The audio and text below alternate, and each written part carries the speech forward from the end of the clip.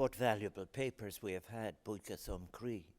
It is to be so welcomed that during the period of our Machnamh 100 seminars, so much new work has been published on the period of the War of Independence, the Civil War, and the early years of the establishment of the Free State, that would become decades later be declared the Irish Republic. Among such is Ireland 22, edited by Dara Gannon and Fergal McGarry, published by the Royal Irish Academy. The 50 pieces from 50 contributors on 50 chosen themes of 1922 are an attractive invitation to reading below the surface of what was a most important but horrific year, 1922. The Irish Labour History Society's Seeking No Honours and Tom Johnson, published by Trade Union Forza, is also essential for an understanding of the period, as is Colm Kenny's work on Arthur Griffith. Both Tom Johnson and Arthur Griffith have been drawn out of neglect by such recent work. 1922 to 1925 is a defining period in much more than constitutional terms. It is a period in which the rawness of division has exacted great hurt, a hurt that perhaps should be acknowledged before any attempts at narratives of state formation success are presented as singular accounts. When Basil Chubb wrote many years ago of Ireland a successful democracy, he was right, but the judgment was of an institutional success. The period is significantly lessened, of course, in terms of non-violent possibilities by the absence of the idealistic or pragmatic leaders of the previous decade, such as Arthur Griffith, Michael Collins, or earlier again, James Connolly. This is shown in how events fell out, events that were sometimes calculated, more often spontaneous or uncontrolled. In terms of interpretation of events, this creates a complexity that cannot but be dealt with by a diversity of narratives and at several different levels. Neither is working the relationship of memory to history any single challenge. Layers of memory wrestle with each other, and from differing perspectives, it is an unending struggle producing tentative but temporary conclusions. In contemporary times, those of us exercising imagination to recover the period must seek to begin with the fullest bag of pencils we may have, to draw some semblance of what life was like in the struggle to come from under the blanket of empire. A smothering that had in its time sought its implementation by the forbidding of most rights to freedom of belief, of speech in one of the oldest languages.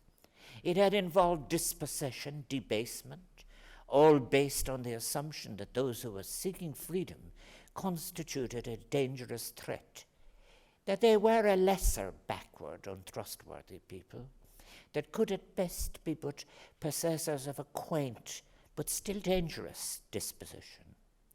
Generation after generation of our ancestors lived through a complex set of exclusions and humiliations that should serve as a qualification of any contemporary hubris. It is not the case that our ancestors were passive in any simple Gramscian sense, that they did not know what the sources of exclusion or repression were. It is not any false consciousness that restrained them. Something very real, important for the future, was being stored.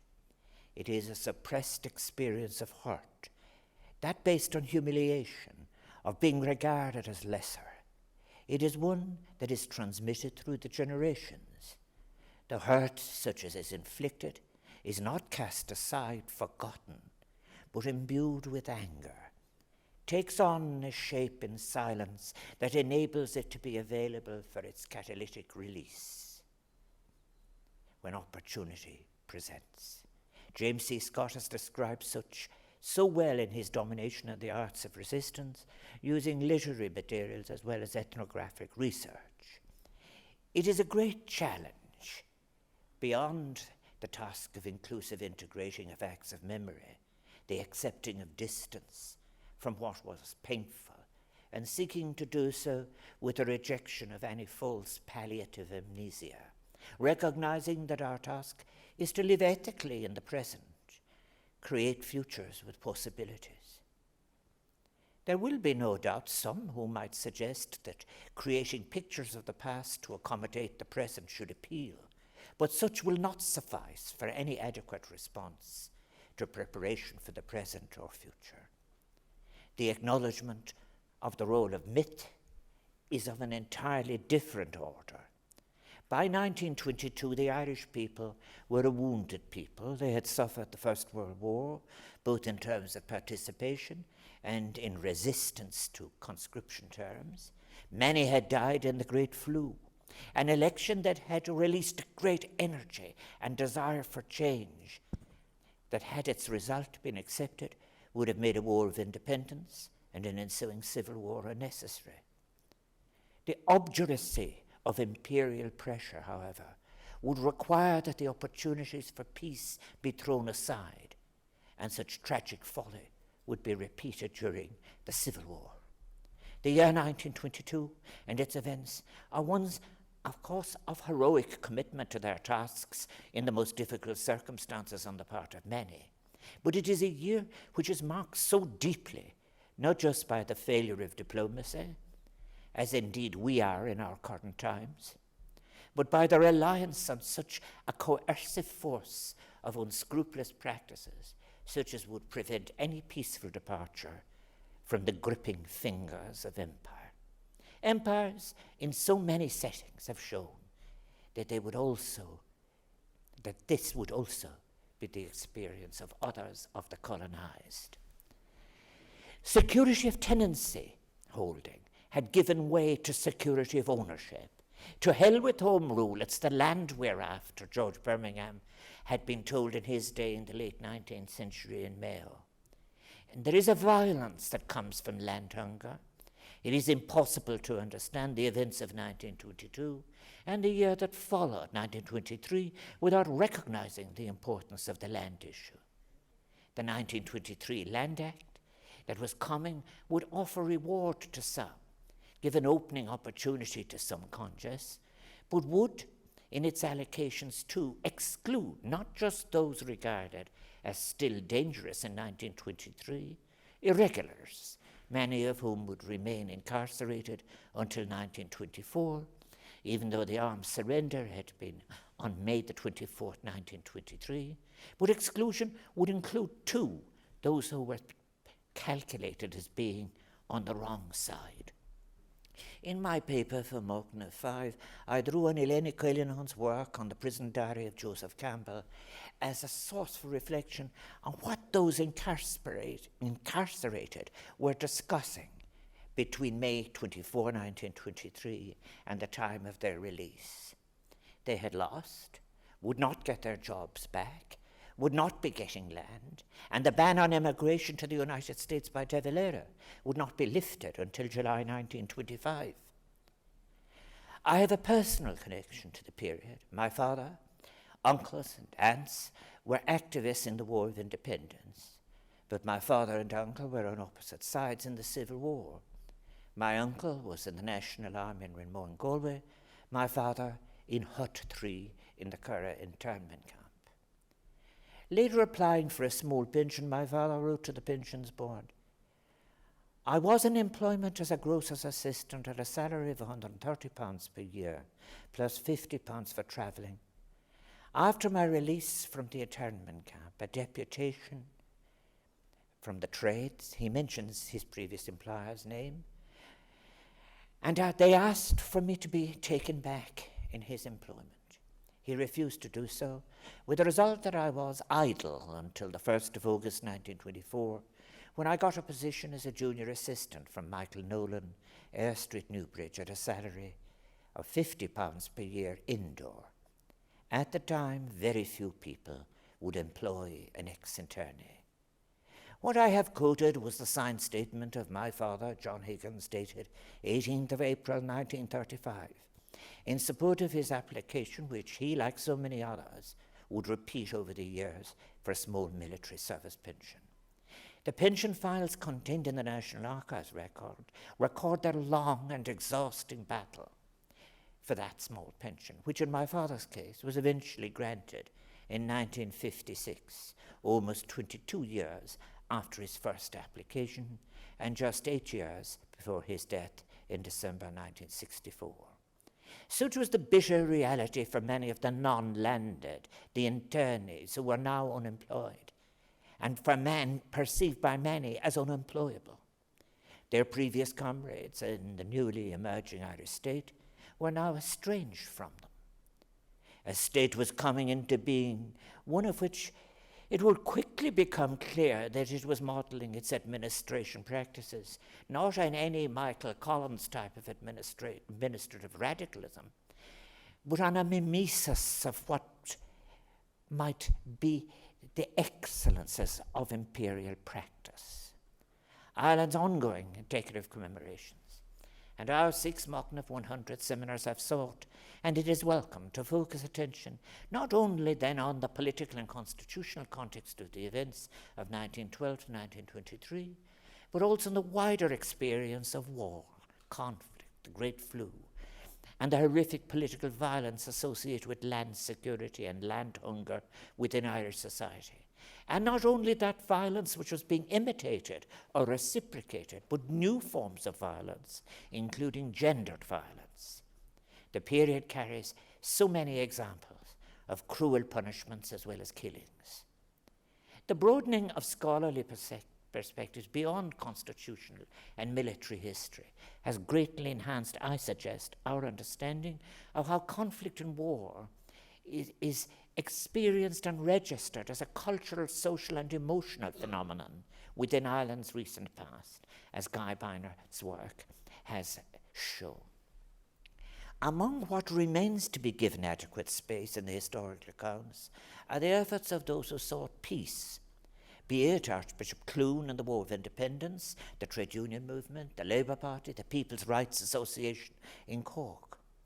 However, the security of land, its promise, the urge to acquire more, something far beyond sufficiency, is the dominant feature in the background. There is a privileging in the period of the achievement of order, of a necessary coercive authority. It was one which would lead to state executions in response to assassinations. These would in time have the outcome of a state with strong authoritarian tendency and practice, one that would cede control in key areas of policy and life to an authoritarian version of the church. Of those who put parliamentary process and peace first, contemporary writing is sparse. One could not but have been moved when one read of a visit by young Jim Larkin and Barry Desmond to Tom and Mary Johnson. Tom, a peace pursuer and foundational parliamentarian, then retired. He was found living in straitened circumstances, no pension, broken TV set, struggling to heat his home. This was the fate that befell the leader of the opposition in the Parliament of 1922. The objective of achieving and maintaining a respectability, one sustained by having property as a launching pad, was paramount. Respectability of the name, of the immediate family, an essential aspect of the decision indeed as to whether you were being really called for the diocese. The Christian brothers, to a large extent, were left to look after the missions. For so many people in the 1920s, in diverse circumstances, and in overt and covert ways, loss of dignity and humiliation were being experienced, be it those who were, as I've said, incarcerated, such as others had in the past in national memory, being enduringly symbolized in John Mitchell's iconic Jail Journal, one of the most widely read books of its time. Such loss of dignity could have results that were near irreparable and were transferable.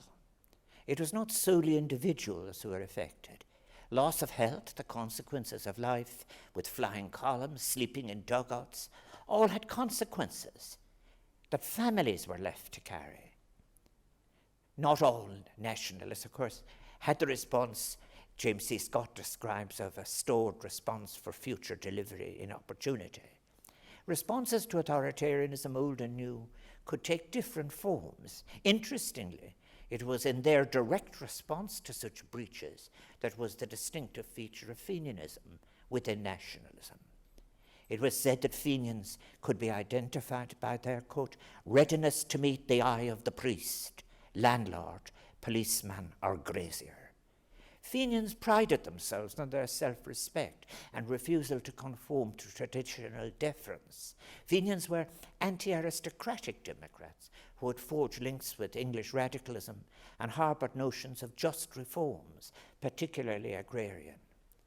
However, overall, any egalitarian tendency was a weak light within the general nationalist movement.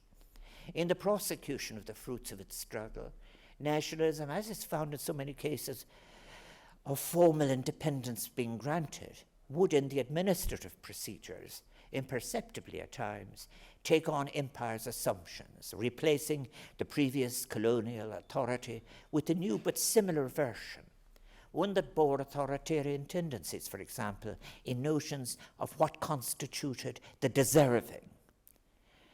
While it is true that in many settings, the cold influence of empire's administrative practice was indeed in decline, the absence of equality as any driving force of an alternative would give rise to a retained emphasis on status, respectability, and in terms of religion, one that offered not a spirituality, but rather required a piety in the service of docility and a further gendered inferiority. The pensions applications process, to which those who had made the sacrifices that achieved independence were applying, was an insensitive rejection of such people, many of whom were sinking into poverty and in health as were their families.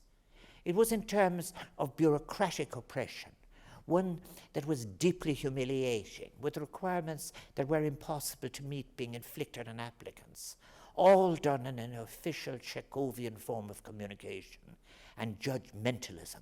For example, interviews in Garda barracks for an evaluation that suggested inferiority, something that can only be counted as a callous response to poverty in most cases. Neither policy nor practice constituted a normative behavior that had either egalitarianism or the necessary dignity of equal citizenship at its center. The values seen as necessary for the sustenance of status, respectability, repression, docility, were assumed to be ones quite likely to be beyond that at the attainment of the lesser property. Economic weakness was seen as a corollary of moral weakness. The 1920s were the foundation for a dreadful decade of the 1930s, a decade of repression, bigotry, inculcated fear, and for many, flight, if one could. Just as nature abhors a vacuum, the vacant spaces in the emerging island were moved into by the church. By the 1930s, the new Ireland was one in which perhaps vocationalism at best might be tolerated, seen as a mild, legitimate, safe, and an alternative to any dismantling of class or property-based order that might be advocated, discussed, or allowed. It was one which might even fit within the authoritarianism of some bishops. And anti-intellectualism was rampant, particularly in the church and its institutional presence. North-South exchanges descended into being competing excesses of sectarianism. They were often brutal and offensive, reinforcing divisions, toxicity, and any acceptable notions of the other. There were winners and losers then of the Civil War. They, in their differing circumstances, would form the basis of the new social strata. The losers found it hard to get regular work in their old trades, or indeed, as Declan has said, communion at some altar rails. The professions, on the other hand, were being repeopled by families that would go on to create dynasties and, in cultural terms, embrace modernity as they saw it. There was an oppositional intelligence, of course, stirring. Writers such as George Russell, Sean O'Whalon, Sean O'Casey, Dennis Johnston, Samuel Beckett, and Flann O'Brien all provided a counter-narrative.